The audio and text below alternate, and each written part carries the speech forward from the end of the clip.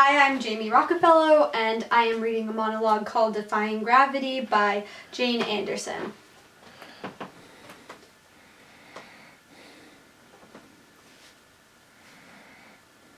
I remember a reporter asked me what I thought of my mother going into space. I didn't want to answer, so I hid my face behind my grandmother's purse. My brother laughed at me, so I hit him on the arm.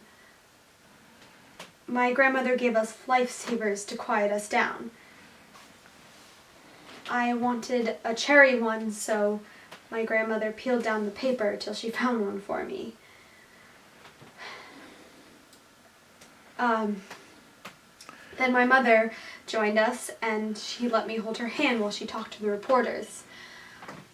I played with her wedding ring, and I was very proud that I was one of the few people allowed to touch her hand.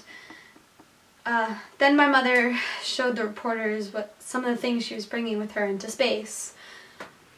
She had a journal, and in the journal she had a bookmark I had made for her. I had drawn a rocket and stars and Saturn with the rings, and I had ironed it between two pieces of wax paper so it would be protected from the gamma rays. Then my mother showed the reporter some of the things her class had given her.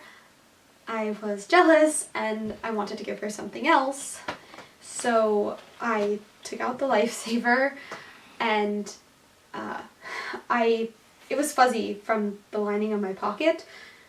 So while my mother and the reporters talked, I tried to make the lifesaver presentable. I told myself that I had to pick all the lint off the lifesaver or my mother wouldn't come home.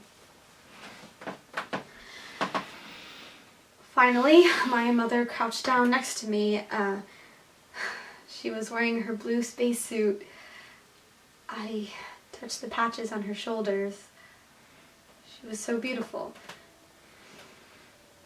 But all I could manage to do was hold out the lifesaver.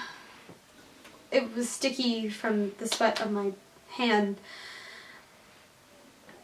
Then my mother took it and put it in her pocket, and I knew everything would be all right. When my mother's ship took off, it went straight into the sky and disappeared. When my grandmother told me my mom had gone to heaven, I was excited because I thought heaven was some sort of other part of outer space. I was excited because I thought she'd come back with all kind of neat presents, like a pair of angel wings or a plastic harp. I waited for her to call long distance. When she didn't, I was very angry. I told my dad I hated her for not coming back. He told me my mom had perished in the rocket.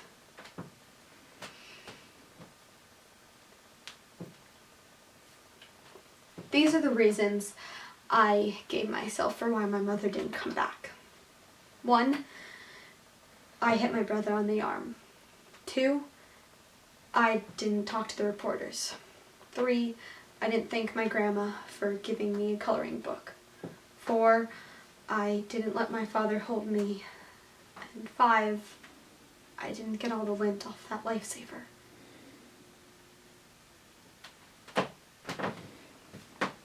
Scene.